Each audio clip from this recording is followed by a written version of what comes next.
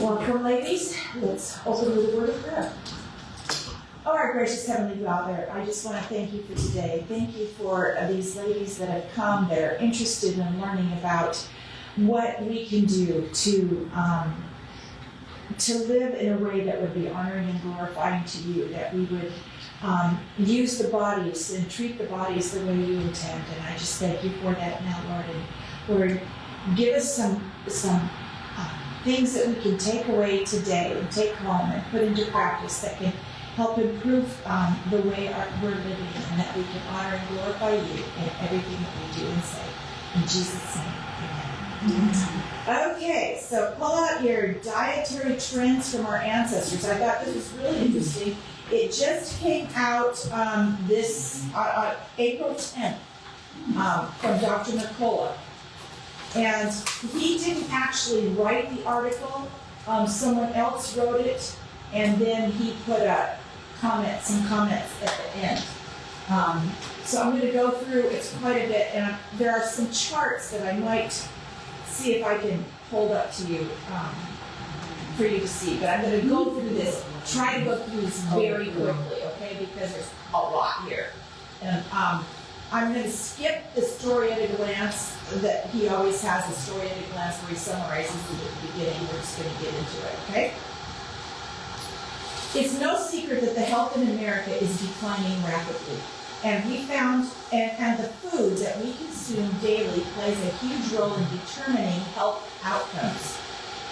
So what did our great-grandparents eat during the time when the rates of chronic disease development were 700% lower and obesity was almost non-existent? You've got a little chart there on the back side of your notes. What was in their diets and what was not in their diets. And we're going to refer to this a couple of different times, but I just thought I was able to copy that out, and I just thought it would be good to give that to you to see what they did. So, reclaiming our lost food culture. Now more than ever, there seems to be so much confusion as to what we should eat. What food is good and what food is bad. With such a large reliance on processed food and massive marketing dollars spent on large food companies, we've lost touch with food culture. In fact, we don't have food culture. People are truly confused as to how we should eat and how to form meals. And with chronic diseases, obesity, and autoimmunity on the rise, one thing is clear. What we are doing isn't working. The chronic disease prevalence in the 1930s was 7.5%. Today, 60% of the population has one or more chronic diseases. This is a 700% increase. A new 2022 study found that less than 10% of Americans have good metabolic health. And data from the CDC in 2018 reported that 42.4% of Americans are considered obese. Imagine what the number is in 2022. So it's just 4 years later what it's gone up to. It was 22 then. Here's a little chart. I'm just going to hold it up. It just shows you how chronic disease is just gone up and up and up like a straight line, and it just continues to rise. TLE measures how long we can keep sick people alive and incentivizes disease management. HLE directly relates to the number of healthy and happy years and incentivizes disease prevention. You can analyze the following data from the World Health Organization by comparing the TLE, I'm going to explain them in a minute, TLE and the HLE from previous years in the United States. The TLE, I'm hoping that the page didn't get missed. TLE, total life expectancy, and HLE is healthy life expectancy. So, I think they're going to explain it here in a minute. If not, I will come back. I read it, and it almost looks like a page got missing. Oh! Here it is. It's okay. My goodness. So, while science and technology are improving, America is the only developed nation with a declining healthy life expectancy and total life expectancy. And this data is before COVID-19. Total life expectancy, that's the TLE, is how long people within a population are expected to live. Okay? That's your total life expectancy.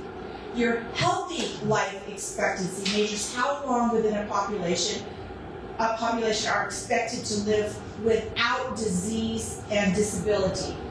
For example, someone lives disease-free for 65 years, then develops heart disease at 65 and passes away 10 years later. So their HLE is 65, and their TLE, their total life expectancy, was 75.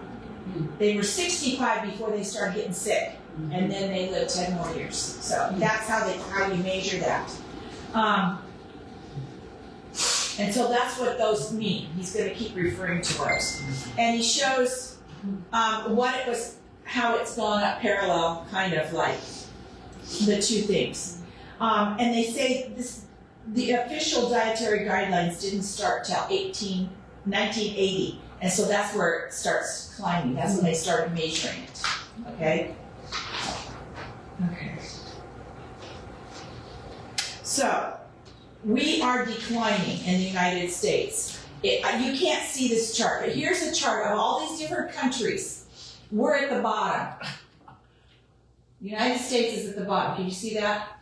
Mm-hmm. And so this was in 2010. Our healthy life expectancy was 66.7. And in 2015, 5 years later, it had gone down to 66.6. In 2019, 4 years later, it had gone down to 66.1. It's continuing to decline every year.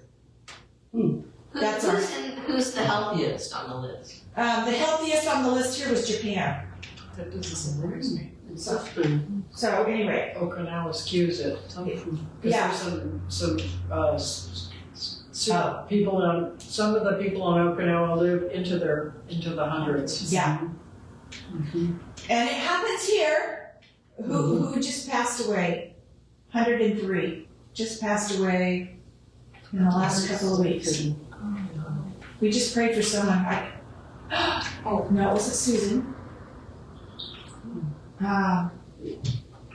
Someone in our church just had their mom pass away at 103. Oh wow, that's good. I can't think who it was right now.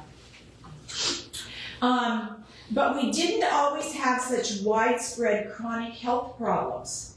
So in the United States, here's different years. In 2000, both sexes was 76.69, but it's been declining. It shows that it's just declining and going over. So that's just some data. So how did we get to the point where 60% of our population has one or more chronic disease and only 12% of the population is metabolically healthy? Well, we are certainly a little less active, and there are a lot more environmental toxins out there, that's for sure. But what we eat every single day plays a huge role in determining health and metabolic outcomes. So let's go back in time a little bit to see what people were eating in a time when chronic diseases were not as widespread, to gain some insight to the type of food that can support health. How can we do this? By analyzing vintage cookbooks. Mm-hmm. And that's what he's doing. This guy's pulling out all these cookbooks and going through them to bring some of this data to us. Over the last few years, I have been moderately obsessed with reading old-fashioned cookbooks from the 17 to 1900s era. These cookbooks provide a great picture as to how families ate at the time and how much food culture they had. That was passed down from generation to generation. The nutritional wisdom continues to fascinate me as I learn more about cultural food preparation. So let's dive into 10 trends that I've gathered comparing these cookbooks to how most people eat today and what mainstream claims as healthy. Trend number 1. They ate the whole animal, meaning nose to tail. Eating was just a normal part of everyday life. They didn't just eat skeletal muscle cuts from chicken breasts, ribeyes, and tenderloins like so many do today. No, nothing went to waste. So they ate pretty much every cut of the animal and used the bones, tendons, and other collagenous parts to make broth, soups, and stews. The result was not only just less waste, but also a wider nutrient intake and more balanced amino acids. Example recipes from the Southern Cookbook of Fine Old Recipes of 1935 has sweetbreads and mushrooms.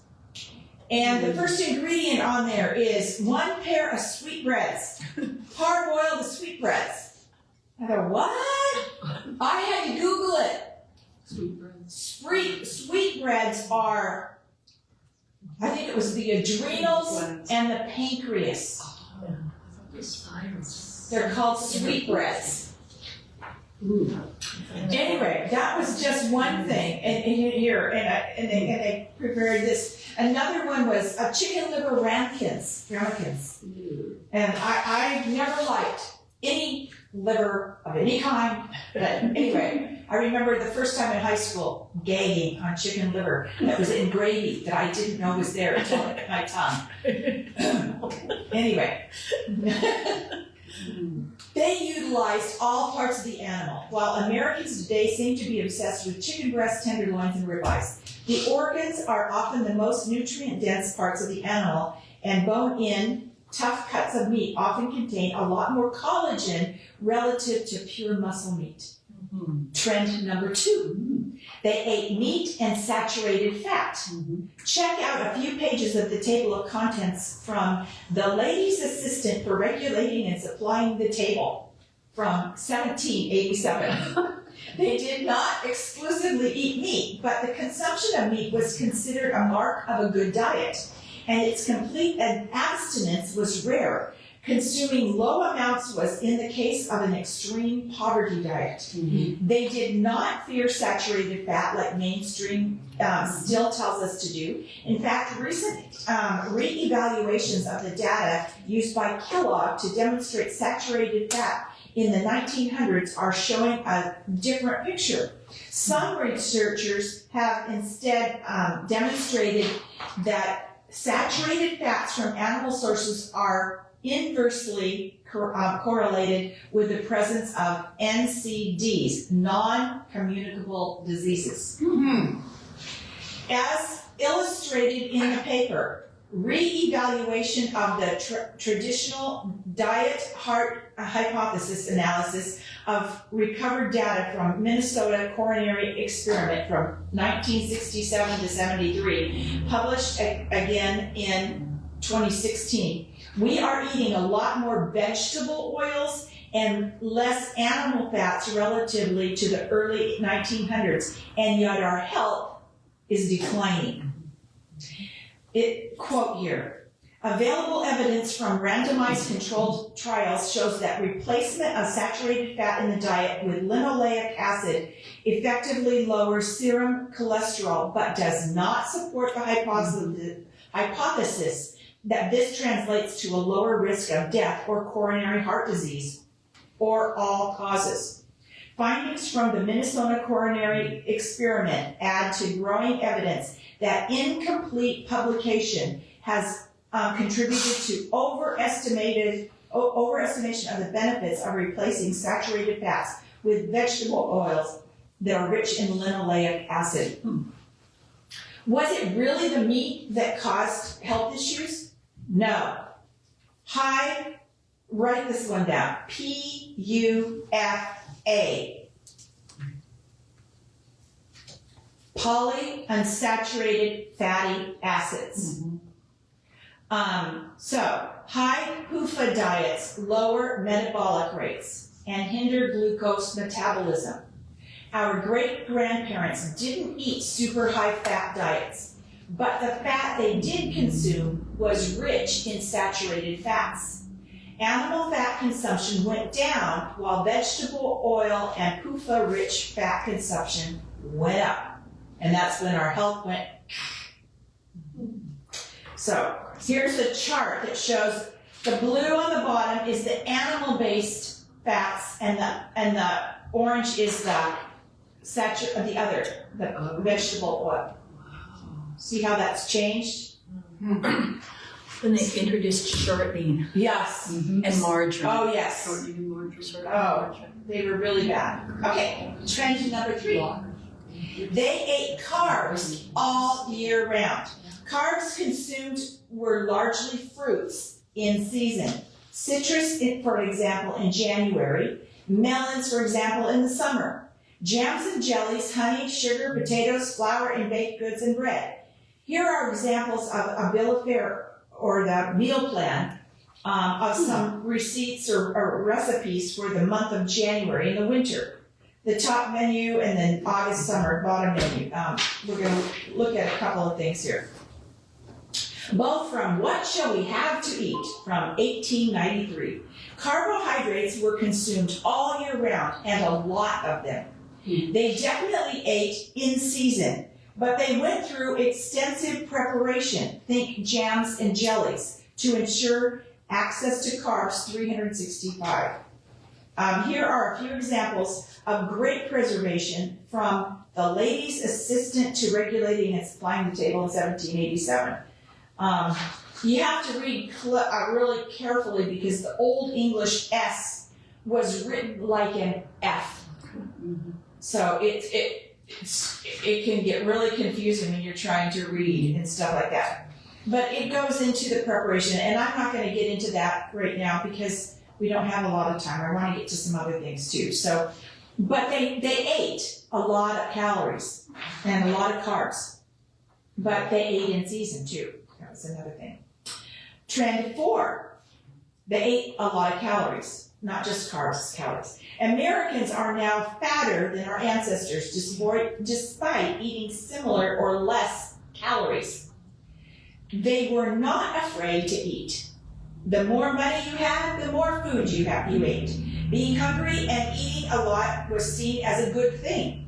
The word diet wasn't commonly used. Now we have people normalizing 1,600 calorie diets, and people are eating the same calories as what was recommended for a 9-year-old child in 1915 from the cookbook 365 from 1915. And he has here a child 9 years old, of what they're supposed to get in all the calories and how many carbs and how many fat and how many, all of that stuff. Back then, a man with hard labor was supposed to eat 4,060 calories a day. If he was with light labor, it was supposed to be 3,310. A woman with light labor was 2,650. And look, now they base everything on a 2,000 calorie diet. Yeah. But they also weren't obsessed with the way our bodies looked. Right. They were okay with a little extra padding. Yes, they were. They were, but they didn't have all the diseases that we have now, too.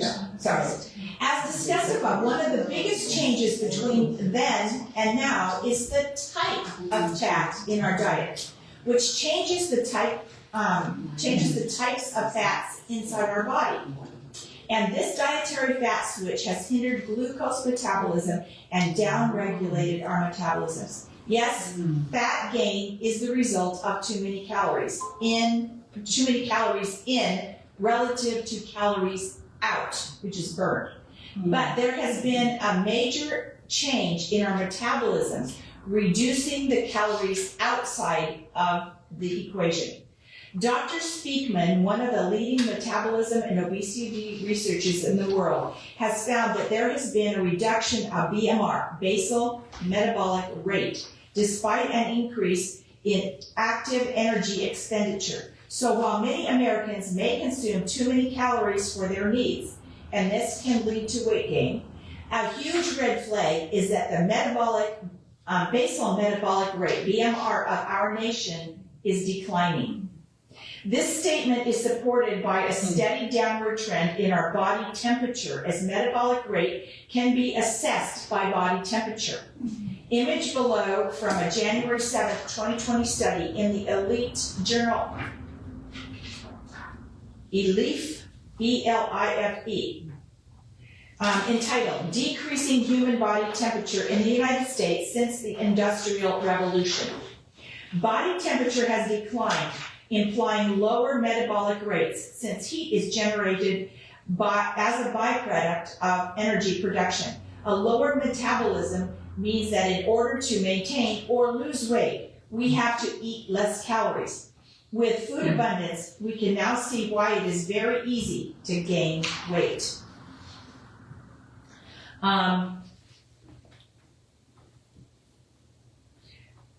There's just a thing showing how the temperatures, our basal body temperatures, have declined here. While obesity is a complex topic that requires a very nuanced conversation, our ancestors ate a lot of calories and remained lean since they had strong metabolic rates.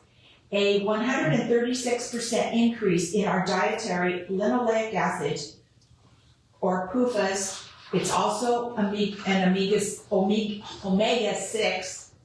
since the early 1900s has come with a reduction in our metabolic rates. The type of fatty acids you consume, which impacts the type of fat inside your tissues, is playing a significant role in the calories outside of the energy balance equation, your metabolism. So, trend number 5. They ate a wide variety of animal products, meaning they didn't just eat chicken, while Americans seem to prioritize these days. Each animal provides a huge set of nutrients, and some are higher in certain nutrients than others. For example, beef and lamb are high in zinc, while pork is high in vitamin B1. Again, this diversified protein intake, beef, poultry, wild game, pork, seafood, and dairy, resulted in a diverse intake of beneficial nutrients. They got all kinds of different things from all, getting a variety there. Trend number 6. They ate a wide variety of vegetables, but mainly cooked.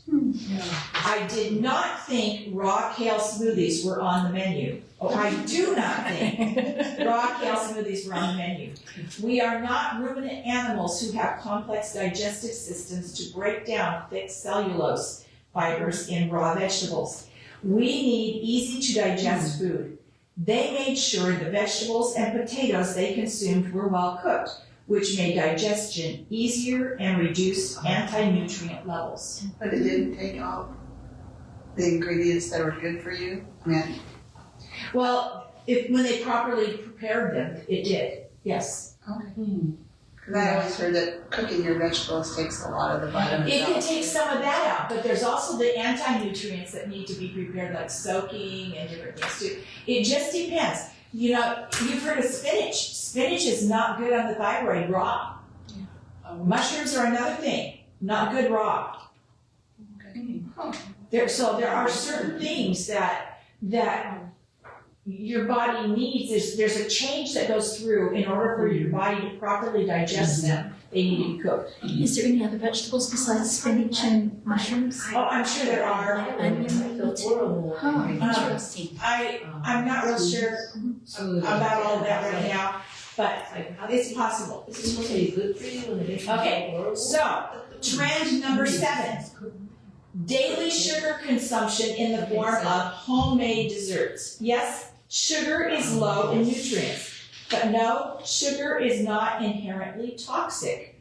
In the context of an otherwise nutrient-rich diet, that's the key. When you have a nutrient-rich diet, sugar can be metabolically supportive. Our great-grandparents consumed moderate amounts of sugar in homemade desserts daily. If you look back to, yes, they ate it daily, but if you look back in the amount of sugar consumption, our sugar consumption is hugely increased from what it was back then. But they did have sugar and they consumed it daily. Their desserts were largely made from unfortified flour, sugar, butter, milk, and eggs. No sugar alternatives, margarine, faux eggs, or nut milks. Desserts were also regularly served, often fruit or dairy-based, apple pies, rice or tapioca puddings, stewed or fresh fruit like gooseberries or cherries in season, from the Common Sense Cookbook of 1894.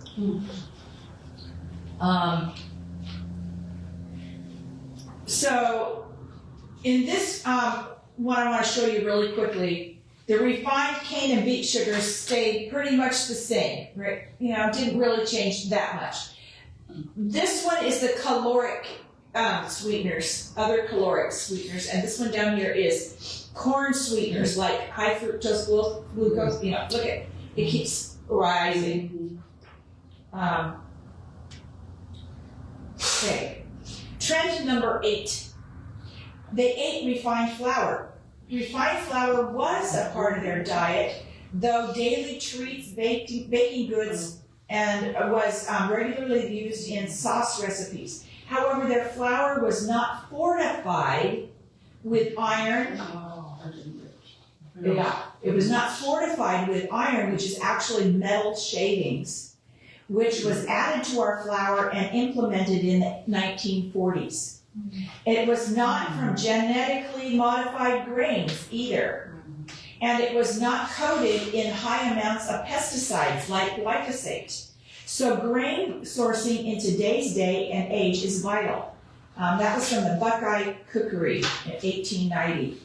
And they have a recipe here for South Carolina biscuits. Trend number 9. They did not eat processed food out of a bag.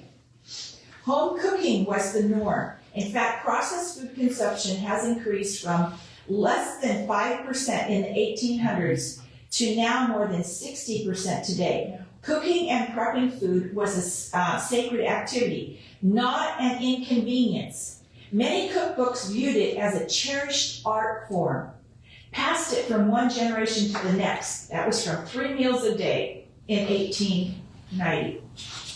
Can I add something to that with the processed foods? I know of 2 gentlemen who have been bachelors most of their lives, and they both ate a lot of frozen prepared foods out of the freezer in those plastic containers where you heat them up and eat them. They both are suffering from Parkinson's disease, and it appears that they ate way too much plastic. Yeah, and later I hope to get to something, a short little article on plastics in a little bit here. Trend number 10, they did not voluntarily fast. They ate 3 meals a day, and that was the norm. Check out some screenshots from various vintage cookbooks from Mrs. Beaton's book of household management from 1907. Talks about meals, their importance and arrangement. Many cookbooks contain meal plans that included 3 meals a day, which were termed bills of fare. Here is an example from the Queen of the Household, 1896, and it lists all the stuff that they put down there. So I'm not going to get into this, but there's, it goes into what they ate. Some of it sounds disgusting, but anyway. So, from What Shall We Eat? A Manual for Housekeepers, comprising a bill of fare for breakfast, dinner, and tea for every day of the year, 1868. They often didn't use the word lunch. So they said breakfast, dinner, and supper instead of breakfast, lunch, and dinner. This cookbook has a meal plan for every week of the year. And it goes through all kinds of things. On your back there, we've got things that were not part of their diets. They did not eat vegetable oils. They did not eat tofu or high fructose corn syrup. They did not eat dairy-free cheeses or oat milk and nut milks. And they did not eat a lot of raw vegetables. Why would they not eat a lot of raw vegetables? What? Hard to digest. That's one reason. Another reason, vegetables grow when? In the spring. In the spring and summer. Yeah. So they're not available year round, right? They're canned. They ate in season for the most part, and then they put up and preserve some stuff. But they ate a lot of stuff in season, which we don't do today. GMOs and heavy pesticide exposure in food was not there. Nuts and seeds in excess.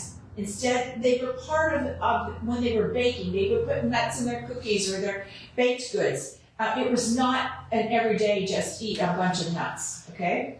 They did not eat processed foods. They did not eat artificial sweeteners. They did not have flour that was fortified with iron. They didn't have a heavy chicken consumption. And the note there is, which can be a high source of PUFA, since chickens are now fed a bunch of soy and vegetable oils, which translate to higher PUFAs in their tissues, since they are monogastric animals. Okay? And that again comes up, it's all farm-raised things, like even farm-raised fish, rather than the ones out there. I learned this years ago, that the PUFAs are mostly your omega-6s. We are extremely high in omega-6s, and it causes our omega-3s to decline. And we need to have way more omega-3s than we need omega-6s. And when the chickens are out rummaging and getting the little worms, and they're getting all of those things and all of that stuff, their bodies produce omega-3s primarily. But when they're fed, like if they're in a cage and they're fed like that, their bodies produce mostly omega-6s. And it's the same way with beef, with the cows, with fish, with any animal. When it's taken away from being able to forage for itself and given grains and stuff, then it... So did I hear you say farm-raised fish? Yes, you find in the store, you can either find native or farm-raised. But were you saying it was good or bad? No, it's bad. Good. Yes, Okay. because they produce omega-6s. My uncles in Excel they've been raising fish for years and feeding the lakes on the mountainside so people could fish them. Is that bad to let them release them after? No, but what's happening though is while they're being raised, they're having the omega-6s. But once they get out into the natural and can start foraging for themselves, then their bodies are going to start transitioning over. So they're going to start being better. The longer they're out there in the wild before getting caught, the better they're going to be. Okay? The closer they are to being from the farm, the worse they're going to be. Okay, so what was part of their diets? They had a wide variety of protein sources, fruit, sugar, daily desserts, eating nose to tail, all parts of the animal. Properly prepared starches and vegetables, unfortified, non-GMO, low pesticide-laden flour, and saturated fats from dairy fats and other animal fats. And that's a long list that they've got there.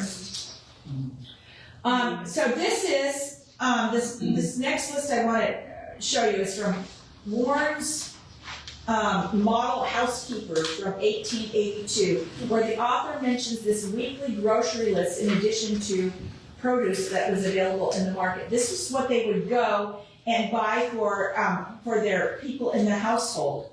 And this included servants and included whatever. So this is what they would go. And this is per person, okay? They count up the people and this is what they would get. Bread, 8 pounds.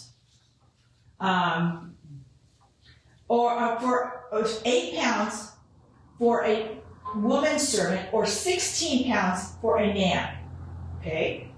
Meat, 3.5 pounds for a woman or 5 3/4 pounds for a man.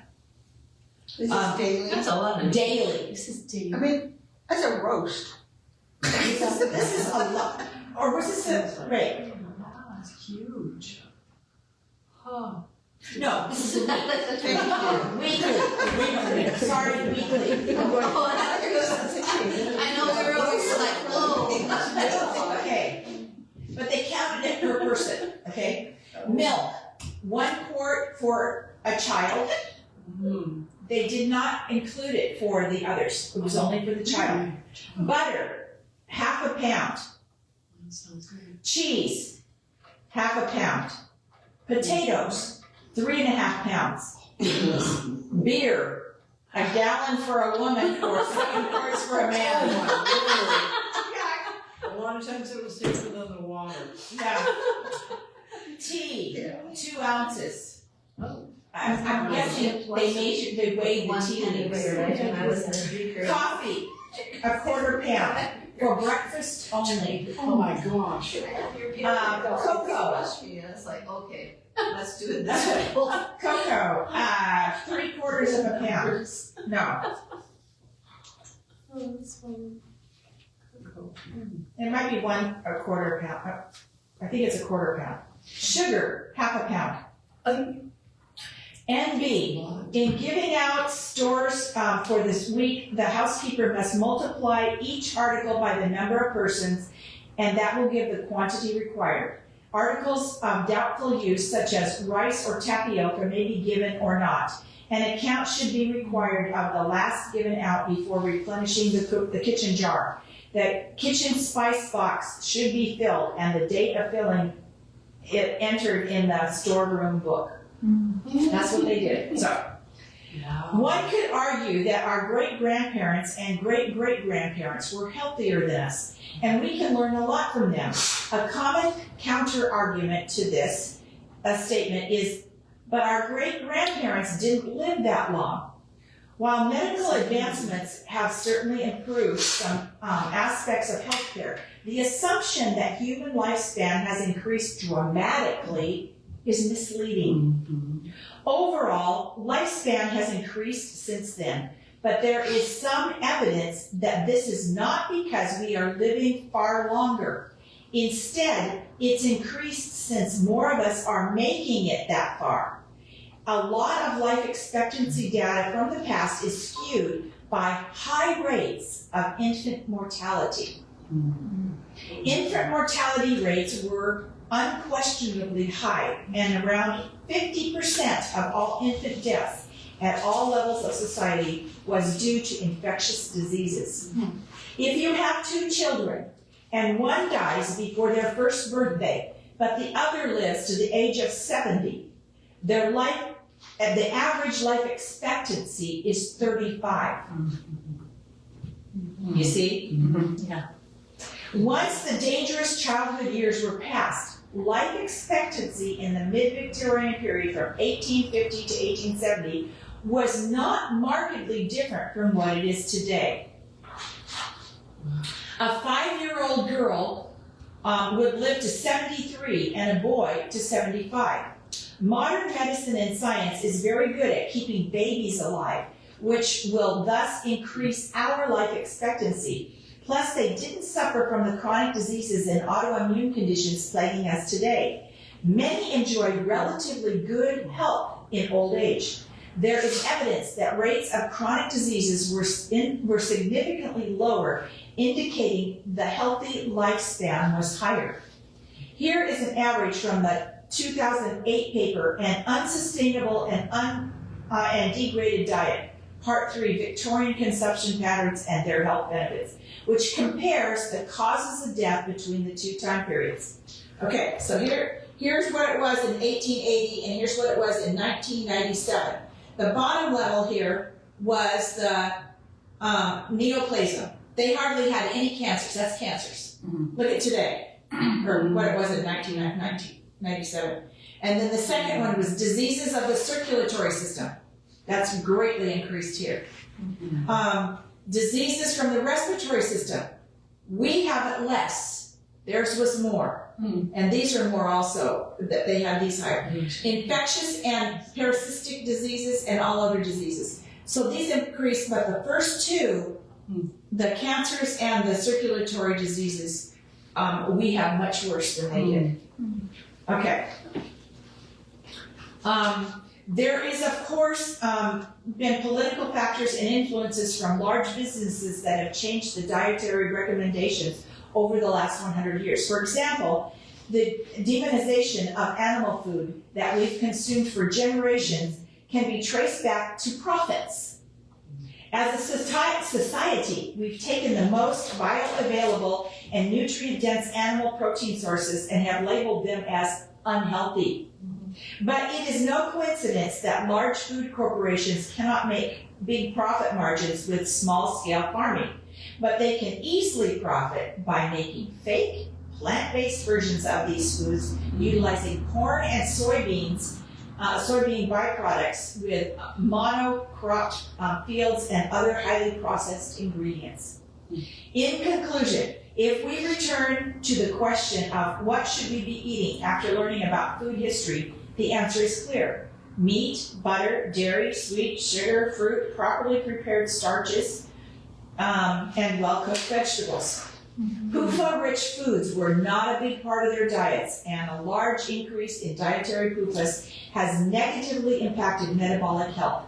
Of course, food sourcing matters, and paying attention to where your food comes from, what chemicals are used, what the livestock are fed, and how they are raised are all important factors. And this was a benefit they had. The food readily available to them was better quality and lower in PUFAs. It was just there. They had it. We have to go search for it today. But our great-grandparents did not obsess over what they should or should not be eating, like some diet circles do these days, carnivores, vegans, etc. And it is very freeing to know they ate a wide variety of food, including, yes, sugar. They knew this intuitively because it was passed down from generation to generation, and this innate nutritional wisdom is portrayed and preserved in these vintage cookbooks. Food was viewed as nourishment and love, not as an inconvenience and something that was prepared quickly from a package. Health is simplified when you understand that everything goes back to energy production. Learning about your physiology and metabolism empowers you and can break you out of living in a state of fear.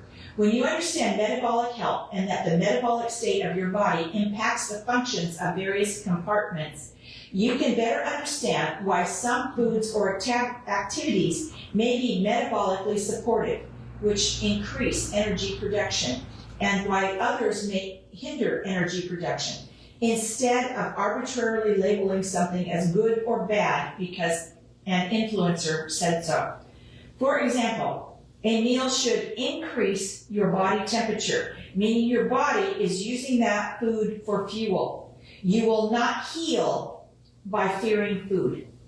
When you have food and metabolic awareness, you can ditch the fear-based mindset and realize that restrictive approaches may come with short-term benefits, and it is fine to utilize them in the short term, but are almost always paired with long-term consequences, loss of some bodily function.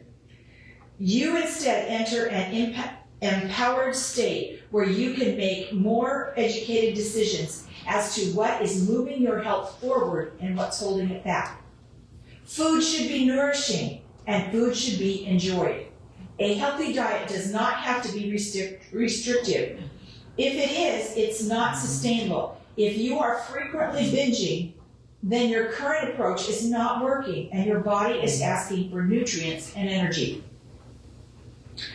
And then he goes into, and I'm not going to read all this, they've got some kind of a program that they're trying to get people involved in. It's called Rooted in Resilience. And I'm not going to go into this, and it's learning how to decrease your PUFAs and all of this other stuff. But I'm not going to go into that. Then there's a note here from Dr. McCullough. I have very good news to announce. Very shortly, well, no, I'm not gonna read that either. He's getting into this too. And I'm not gonna talk about that. I don't wanna talk about that. So, anyway, there's that. I gave you another handout, which is another article that I'm not gonna go into today. But it was on, what was the other article I gave you? Assessing your Yes. Looks like we can read it on our own. Yes, you can read it on your own. Assessing your metabolic things. It came right out like the next day after this one on Nicola's site, and it tells you how you can measure your metabolic rate at home by your temperature and different things that you can do. And I'm going to let you read that on your own, okay? So now I'm just going to go on and mention a few more things that I've run across that I wanted you to, oh yeah, that was how to assess the metabolic health at home. Okay. Just a few more articles here. This one here is just a part of a page. New category of stuff that we need to now be concerned about in our health, and that is nanoplastics. Yeah. And it's you know, our ancestors didn't have to deal with this, but we do. Sorry about that. It's tiny little bits of plastic that are filling our waterways and oceans and causing havoc. And it's not just that, it's also in our air. And the proof they have of that is they have found it down in Antarctica in the ice where there's been no people. Yeah. There are nanoplastics in the ice down there. So it has to be in the air. There's no other way for it to get there. So a new study last year has shown that things are even worse than we thought. The nanoplastics are now here it says 2. Okay? Yeah. And they offer a class, but I'm starting to hear more about this out there. They're saying, you know, we need to be careful. Don't cook in your plastics. If you're going to put food in plastics, which they don't recommend, if you do that, make sure they're cold before you put them in there, and you take them out before you heat them up. Okay? That's one thing. Another problem is that when you're putting stuff in plastics, little bits, whether it's in a water bottle, whether it's in plastic containers that you use for storing food, little bits can come off and flake off into your foods that are too small to see, but you can tell that over time. I have a container over there. I've got to do something about it. I've got my thing that goes on top of my Vitamix. The container's looking really bad. Lots of dents, lots of things in the inside, and that shows you plastics are coming off when I've got the stuff in there that I'm mixing it up. It's coming off into my food. So I'm highly considering, I haven't done it yet because I look at the cost and go, getting a stainless steel container for the top of my Vitamix so that it will not have those nanoplastics. But that is something to think about. Yeah, there was a time when there was the blenders were actually glass. Yeah. They were plastic. Yeah, nanoplastic. Now they're plastic. Yes.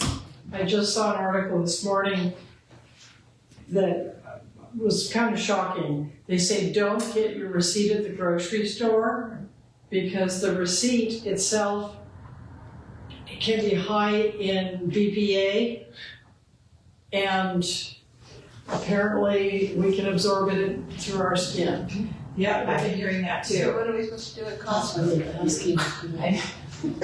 We're Oh, that's we gotta show it. Have rubber gloves. Yeah. Cloth gloves on. Yeah. So I know anyway, those big you know those big jugs that you dump over and put onto your water thing? That's probably why it says no BPA in it. right, BPA is that is one of the harmful things in them, but it's not the only harmful thing in them. You know, when you're getting Oh. bits of plastic in your food. It's in it. At our recycling center at Surfside, they will only take plastics that are numbered 1, 2, and 3. And most of those, and they won't take 5 or above 3. And they said that, and I was talking with the guy there that was working, he said most of those containers that you heat food up in is a 5, and they leach out a lot of poisons into the food when you heat them up. Yeah. So, So I've switched over to using glass containers to store my food in and things like that, and that is much safer. Glass, stainless steel, Yeah, things like that. My grandma's glass bowls and lids. Good for you. And then I just kept putting them. Now I'm glad I did. Yep. Okay, I'm gonna go into quickly another article, Basic Tips for Optimal Health, and this is also by Dr. Mercola. In May 8, 2023, I was interviewed by Polly Tolmie on the Children's Health Defense Tea Time program. In it, I reviewed several of my top diet and lifestyle strategies that will help optimize your health, with a focus on my latest revisions and updates. As most of you know, health is my passion. I have been involved in health education for over 5 decades. Health is also a journey because as you learn new information, your views on even the most fundamental aspects evolve. I know mine have changed when I've learned new information. I've recently evolved my thoughts on the dangers and importance of healthy carbohydrates in your diet, which I will share here. As I mentioned in this program, we're currently in a lull with respect to global tyranny as lockdowns and other mandates have been lifted in the United States. So this is a great opportunity to regroup and commit to strategies that can radically improve your health so that you're better prepared for what comes next. Sun exposure strengthens your immune system. One foundational basic that has not changed is the importance of regular sun exposure.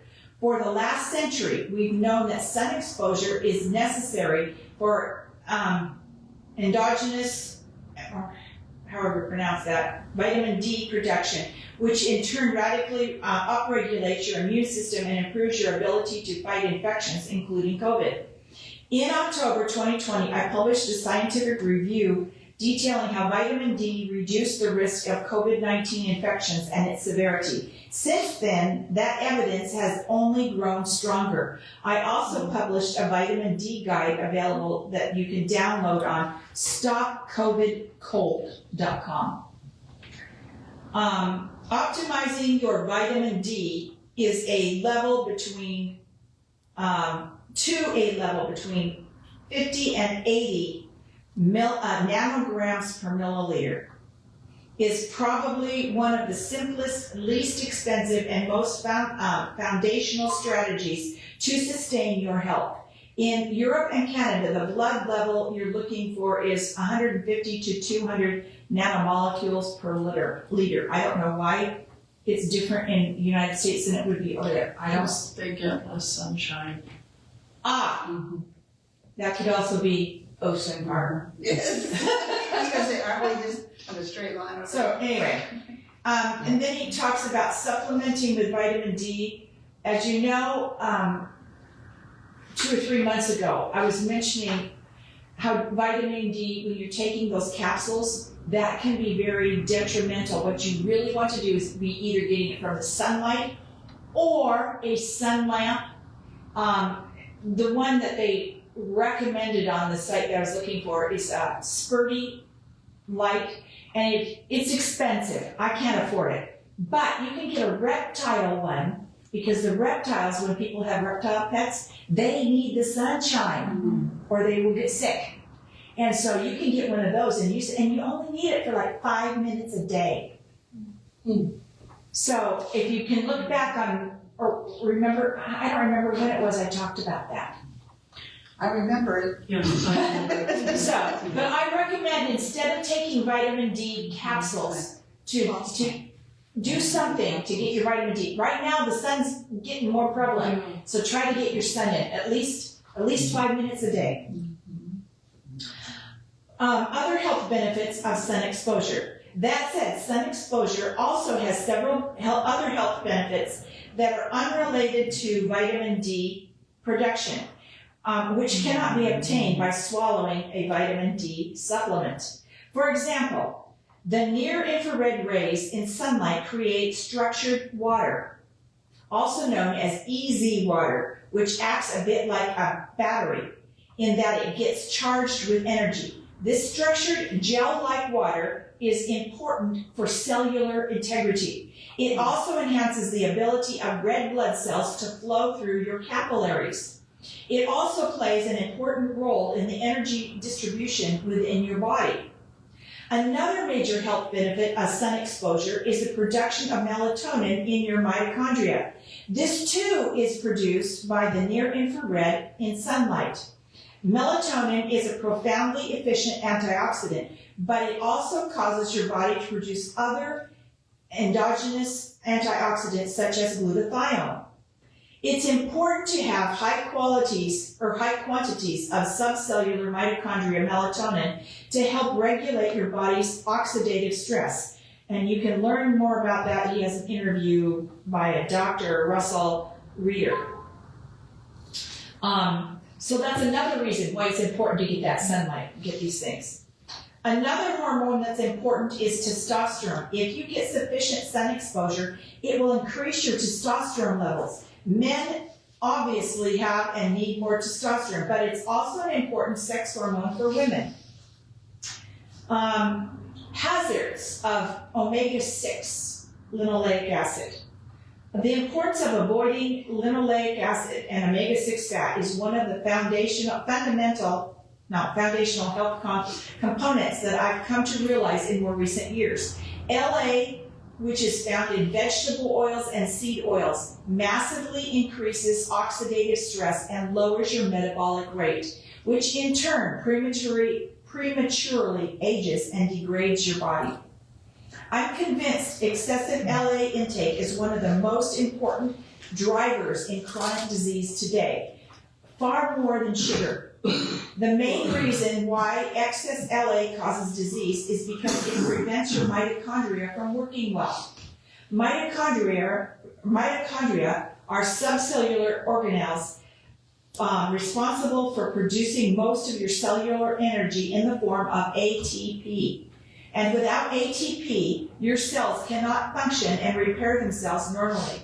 Processed seed oils can also do the following: damage the cell lining of your blood vessels, cause memory impairment, and increase the risk of Alzheimer's disease. Canola has been linked to Alzheimer's. They can strip your liver of glutathione, thereby lowering your antioxidant defenses. They inhibit delta-6 desaturase, or also called delta-6, an enzyme involved in the conversion of short-chain omega-3s to longer-chain omega-3s in your liver. They impair your immune function and increase mortality. They make your fat cells more insulin sensitive, thereby causing insulin resistance. And they inhibit cardiolipin, an important fat in the inner membrane of your mitochondria. Last month, I submitted a narrative review article on linoleic acid to the journal Nutrients. It's currently under peer review. I've also published an extensive article on LA with a comprehensive video on his site, Substack. And I looked on that. You have to pay to be part of it, but it's something where they've done it so that they can't be censored, because they were being censored so heavily. So is coconut oil bad too? Coconut oil is better. It is better, much better. It's not the omega-6. Okay? It's a medium chain triglyceride, but it's much better for you than the seed and nut oils, vegetable and seed oils, I should say. No coconuts. Well, whatever. Nut. It's a nut. What about olive oil that they keep pushing on? Olive oil is an omega-9, which you do need some, but you don't need very much of it. You need mostly of the omega-3s, then you need some omega-6s and omega-9s. We're getting way too many 6s, So you could eliminate most everything and it would probably put it in about the right area that you need. But omega-9s, you need some of them, but you don't need a lot. So you can just put olive oil in like salad dressings or drizzle it over vegetables and you've got enough. Oh. It's not needed. You don't want to heat it up. Yeah. Do not heat olive oil. Yeah, do not heat it up. It destroys so much of the stuff. Okay? Okay. Beware of most fish oil supplements. They are garbage. There are two basic types of fatty acids based on how many of their carbon bonds are paired with hydrogen. Saturated fats and unsaturated fats.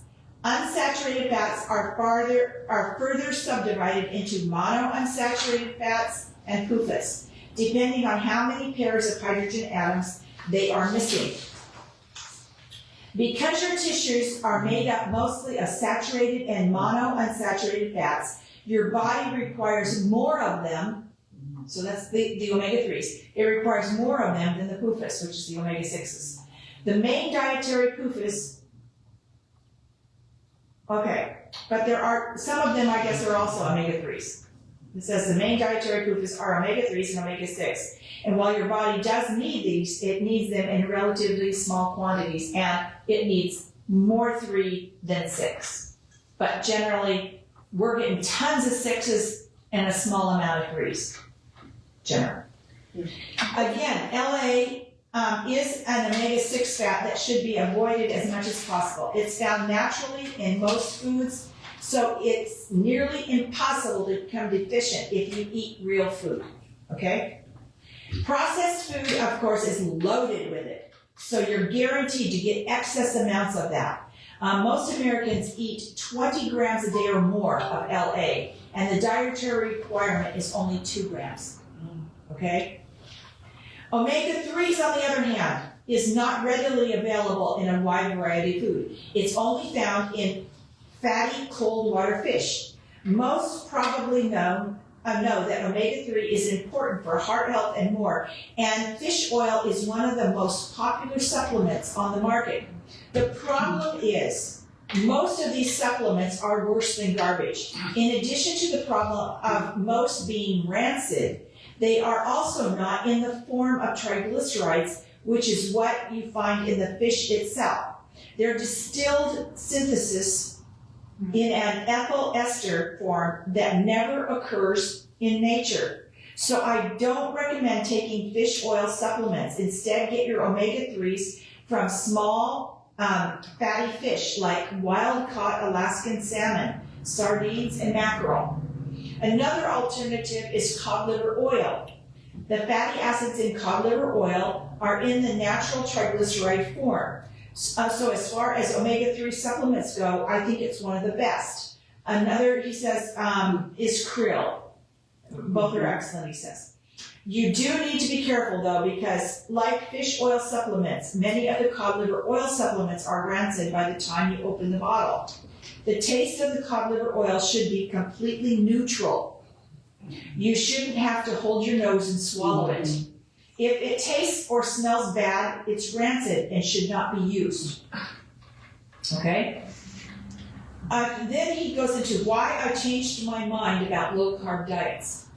One of the foundational concepts of health that I've had to radically revise my thinking on, based on the work of the late Ray Peat and his student Georgy Zinkov, is the idea that eating a low-carb diet long-term is the best way to optimize your metabolic and mitochondrial health. I now realize that this was misguided, and the reason for this has to do with the fact that your body requires glucose, and if you aren't eating it, you will go into hypoglycemic coma and die. Obviously, your body has safeguards to prevent that, and the major one is the hormone cortisol. In medical school, we learned that cortisol is a glucocorticoid. Gluco means glucose or sugar, and cortico means it comes from the adrenal cortex. It's also another word for steroid. We are told that cortisol is responsible for maintaining glucose homeostasis, but led to believe its primary purpose was for inflammation. Well, that's just not true.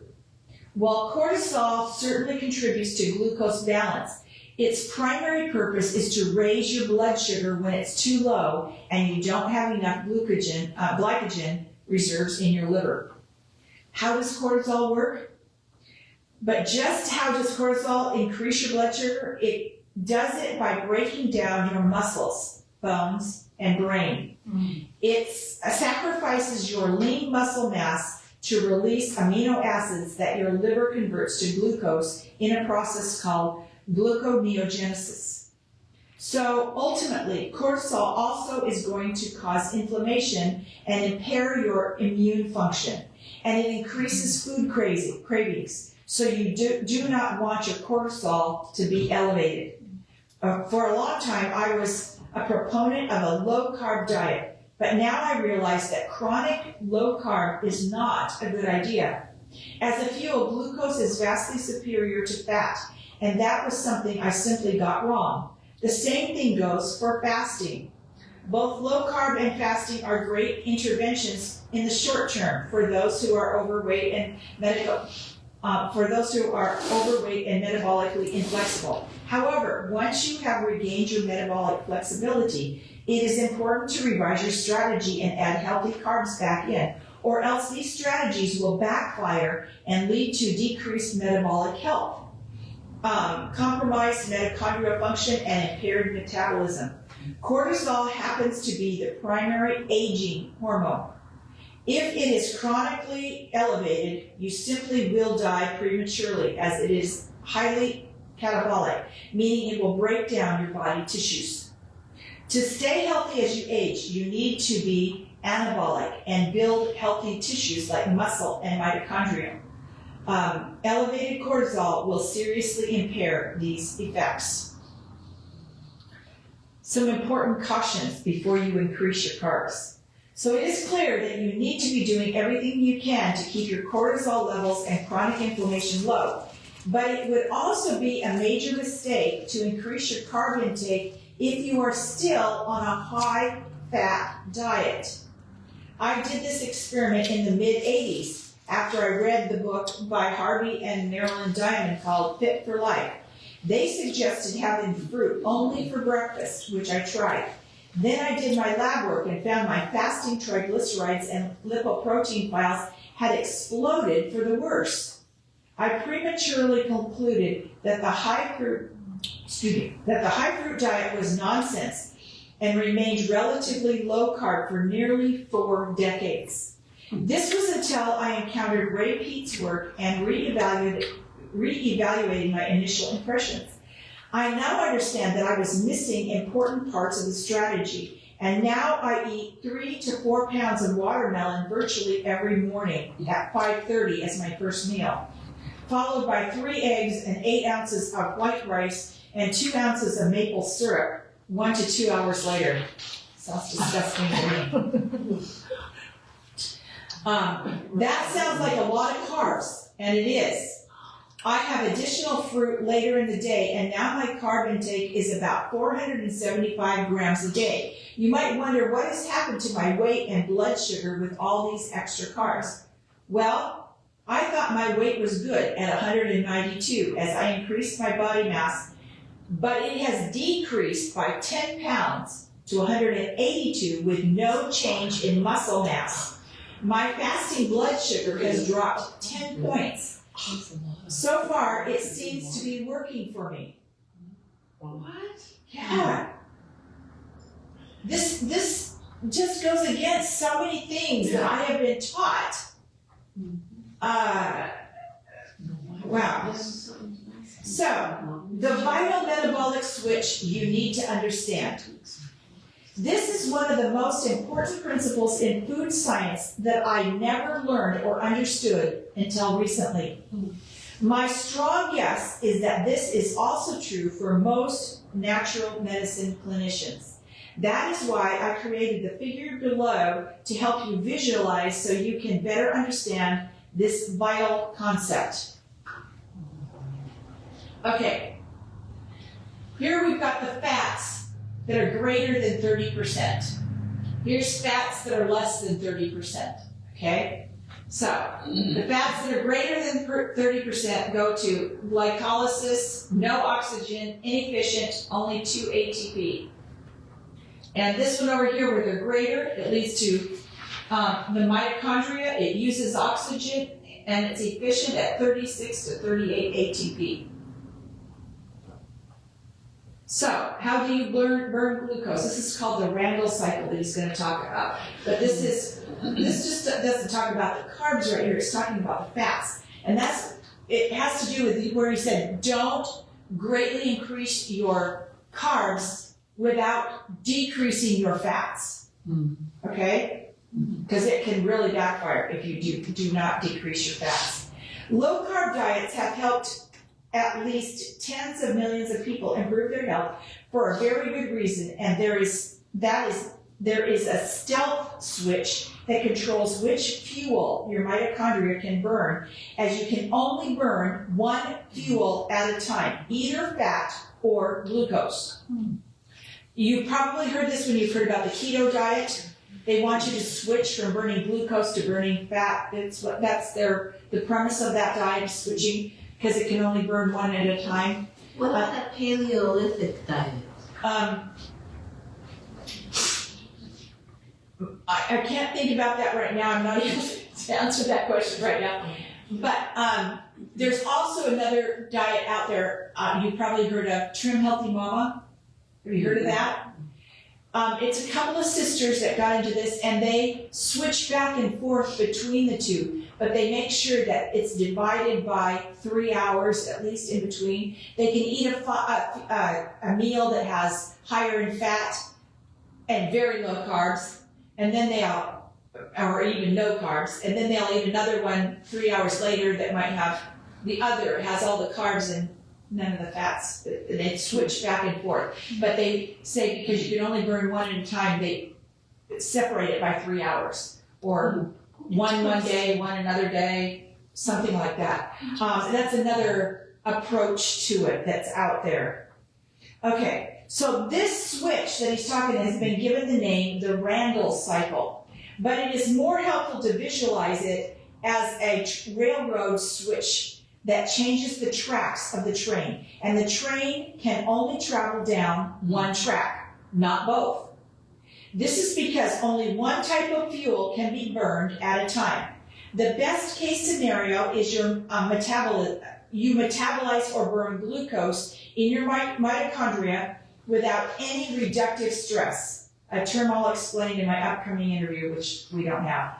But when you do this, you will generate only 0.1% reactive oxygen species, or ROS. Not only does this route generate less ROS, but it is also incredibly efficient at energy production by creating 36 to 38 adenosine triphosphate, ATP. For every molecule of glucose that is metabolized. It will also generate metabolic water and carbon dioxide, which are also important for your health. For this to occur, as indicated in the figure above, you will need to consume less than 30% of your calories as fat. When you consume significantly more than that amount, the switch changes to burn fat in your mitochondria, and you will not be able to burn glucose until your fat decreases to less than 30% of calories. Since glucose is unable to be shuttled into the mitochondria to burn, it winds up backing up into your bloodstream, raising your blood sugar. This is a major contributor to diabetes. What little glucose is burned for fuel is done by using glycolysis, which is a primary pathway that bacteria and cancer cells use. It is great that we have this pathway as you absolutely need it for quick fuel when you are activating your type 2 muscle fibers. But if this is the primary way you burn glucose, you are in a catastrophic metabolic state, as you are creating levels of lactic acid as a waste product instead of healthy CO2s, and you are only generating 2 ATP for every molecule of glucose, which is 95% less energy. Lactic acid increases reductive stress, which causes reverse electron flow in the mitochondria and causes reductive stress. It increases the ROS to 3 to 4%, which is 30 to 40 times more than when glucose is burned efficiently in the mitochondria. You likely don't yet understand reductive stress. It's the opposite of oxidative stress. The opposite. Oxidative stress is bad, okay?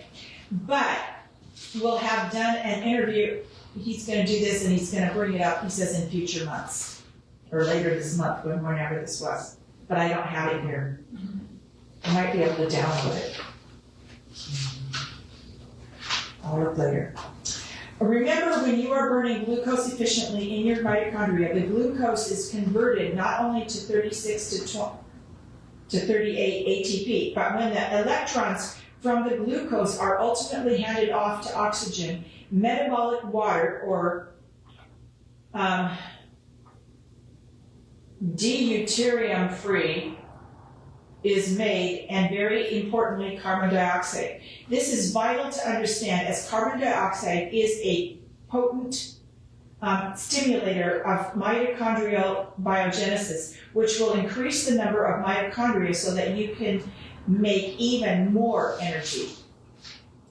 Conversely, when you are burning glucose far less efficiently in glycolysis, you are only getting 2 ATP, and rather than creating life-sustaining carbon dioxide, you are generating life-damaging lactic acid, which will degrade your mitochondria and make them die sooner.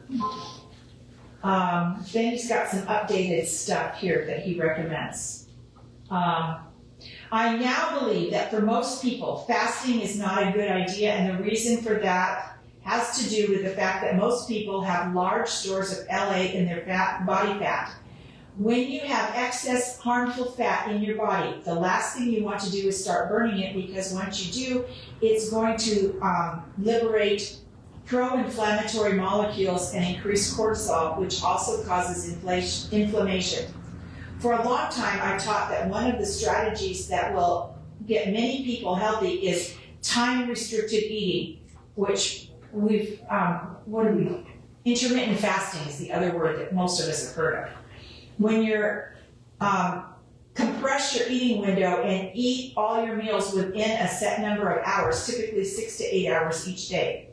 This is still a useful strategy because most people, especially those who are overweight, eat for more than 12 hours a day. That can be a recipe for metabolic disaster. But you also don't want to restrict your eating to just 1 or 2 hours a day, because then you're fasting too much. As a rule, you want your eating window to be anywhere from 8 to 12 hours and regularly vary the length of the fast. So instead of doing the same thing every day, change it around. Maybe go a little shorter in the winter and a little longer in the summer when the days are longer, as your metabolism is also keyed or synchronized to the light-dark cycle. The key rule is to stop eating 3 or 4 hours before you go to bed. You need 7 to 8 hours of sleep every night, and you need 10 to 11 hours of not eating. That's what you get automatically when you stop eating 3 or 4 hours before bed. So that's my revised TRE recommendation, time-released eating recommendation, based on how it impacts cortisol. And his carb recommendations. For the reasons I just reviewed above, I revised my own macronutrient intake. In the past, I would restrict my carb intake to 100 grams, and sometimes to less than 50 grams. Now I'm eating 450 grams of carbs a day. So the majority of my calories come from carbs, but not just any carbs. Simple carbs. Here's another thing, you hear how good the complex carbs are. He eats simple carbs. These simple carbs have long been considered to prematurely age you, while complex carbs were believed to be preferred since they feed your microbiome. However, that notion seems to be turned on its head with the new understanding of how endotoxin is a major problem sabotaging your metabolic health. The best carbs to eat are ripe fruit. The complex carbs that aren't digested in your stomach travel down to the intestine, where they indeed do feed your bacteria. But after the bacteria grow and multiply and die, the gram-negative bacteria release endotoxins, or LPS, a lipopolysaccharide, which increases allergic reactions, organ dysfunction, and even sepsis. Endotoxin also catalyzes a series of metabolic reactions that converts tryptophan in your gut to serotonin. This is another shocker because most people think serotonin is good, but mostly, especially higher levels, are not good for your health. You do not want high levels of serotonin because it's an anti-metabolite. This means it suppresses your body's ability to create energy in your mitochondria, in the electron transport chain. So you become tired and fatigued. Your metabolic rate slows and you gain weight. The bioenergetic model is based on the concept that your body craves energy, and if you can get fuel to the subcellular spaces like the mitochondria, burn it properly and create ATP, then you're off to the races. Your body will self-repair automatically. And then he gives 4 ways, and I'm going to go to really quickly, 4 ways to improve your metabolic health. With that background, you can now understand why longer fasts can backfire. If you're not eating, you're not feeding the bacteria in your gut, hence there's no endotoxin being produced. As a result, your inflammation goes down, your cortisol levels comes way down, and you start feeling better. But after a day or two, your exhausted body stores up glycogen or sugar in your liver, and because you don't have any, your cortisol will rise, activating lipolysis that releases the fatty acids in your cells. PUFAs like LA are not burned for energy, but stored in your cells. And if your fat cells are loaded with LA, like lipolysis, can really wreak havoc. The LAs need to be released slowly and carefully over time. To do this, I recommend the next 4 strategies. 1, increase your nicotinic acid. Nicotinic acid is vitamin B3, but you do not want it. It's also called niacin, but you do not want it in the form of niacinamide. You want another one. You want the one that causes the flush. You know that some people used to say, you want that where you get really feeling hot because it'll clean out your veins. And Oh yeah, on the Marine base, before we went out for a real long run, the Marines, they gave, I didn't know anything about the niacin, and they said, here, take one of these before you go for a run, and it will help. And it made me like burst out and beet red, and I was like, never do that to me again. It is a good thing, but you don't want to be taking so much that you're getting a huge flush like that. Your body will adjust to it. It is very good for you, but like I said, you will adjust to it, and it's something that's not dangerous. It will clean out of your system really quickly. It just takes like 20 minutes and it's gone, okay? So you have to know, and don't panic, because it's not something that's going to kill you, okay? Is it just a pill that you take? Yeah, you can take a capsule. What did you Not a capsule, but a do? niacin. I can give you more information on that later. Okay, that's one thing that he says, increase your nicotinic acid. 2, optimize your circadian rhythm by going to bed around sunset or shortly thereafter in the summer and getting up around sunrise. 3, engage in moderate exercise. Avoid strenuous and high-intensity workouts, as that will release LA from your cells and raise your cortisol. 4, take a high-quality vitamin E supplement at a dose of 100 milligrams to 150 milligrams. The specific isomer you need is D-alpha tocopherol, which is in the active form. Avoid the DL form. You don't want DL. You want the D-alpha tocopherol. You also want the other tocopherols, beta, gamma, and delta, and the small amount of tocopherols.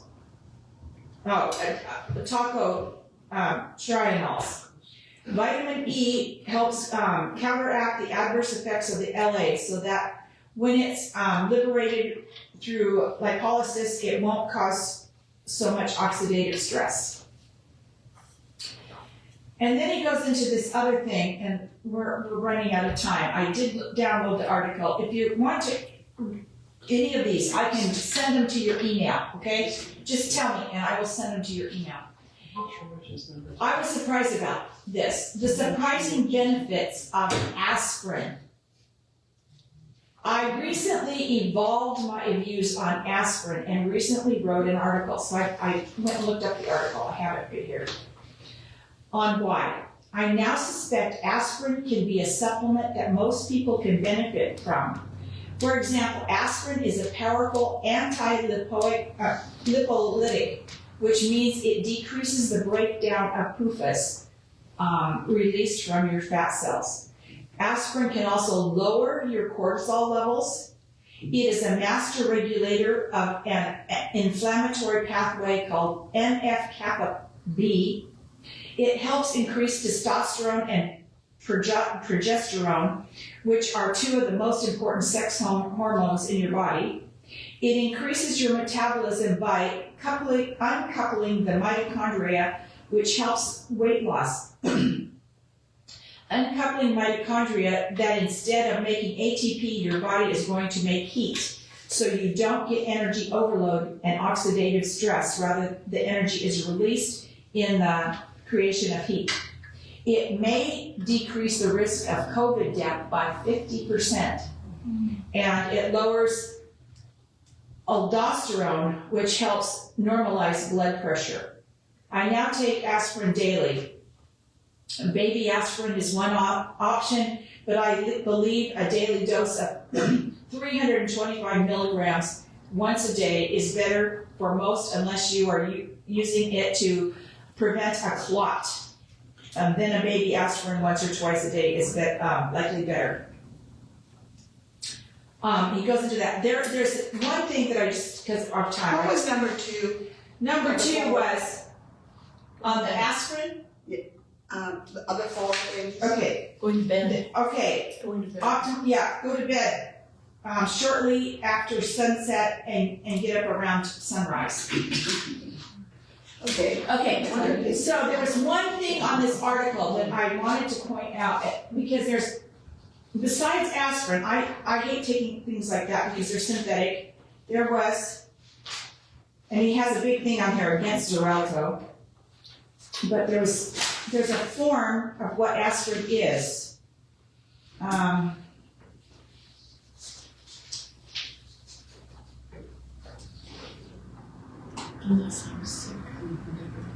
Okay, salicylic acid. That's what they created aspirin from, so that they could patent it. So he says you could take, that's the active ingredient, okay?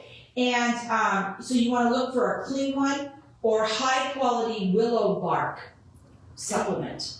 So that's where they got the aspirin from, so that they could patent it. From willow bark? Willow bark. You want to be careful of the quality, though. He says you want high quality, which has the salicylic acid in it. And so I thought that was interesting. But we are out of time. And there's more that I wanted to share with you, but we didn't get there.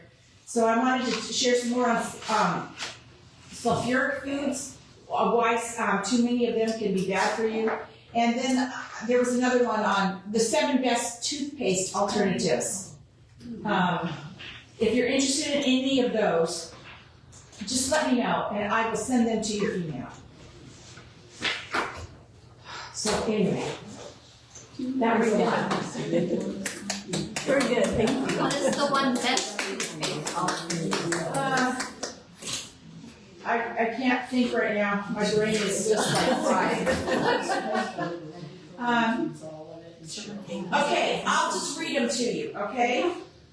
The 7 best alternatives. 1, activated charcoal. 2, a charcoal full. 3, hydrogen peroxide. And I've heard things against that one. 4, coconut oil. 5, tooth soap, which I don't know what it is. 6, calcium therapy. I'm using calcium therapy and I love it. And 7, no product at all, just water. It's good. At least once a day, just water Yeah. with your toothbrush. Yeah. Yeah. So, anyway, there was that. Very good. Well, that was a lot. Let's close with a word of prayer. Our gracious Heavenly Father, I just want to thank you for these ladies that you have brought here, and Lord, I just thank you for their willingness to sit and listen to all of this that you have brought my way. And Lord, I just pray that you will use it somehow to help them make better decisions in their health, and that you can use them better because their health is better and they're not struggling so much. And I just thank you for all these things now. In Jesus' name, amen. Oh, one last tip that I just learned about. We're talking about vitamin D, ways to get vitamin D. If you take your mushrooms, okay, before you cook them, put them out in the sun, they absorb the vitamin D from the sun, and then when you eat them, you get vitamin D. Oh, very good. However, do not cook them. The cooking of them afterwards, the heat from that increases the vitamin D. But you can dehydrate them and powder them and use them in flavorings in your stuff. I did some of that the other day. I dehydrated some. But it was before I knew that you could put them out in the sun and get the vitamin D. So none of mine got. I just read that cucumbers, you can get almost all your vitamin B's from cucumbers. Wow. Yeah. Good. Just a simple cucumber. Yeah. Good. Yeah, just, it's got more than just vitamin D, it's got a lot of stuff, yeah. Lots of things in a cucumber. Okay. Yeah. Thank you, ladies. Thank you, Cindy.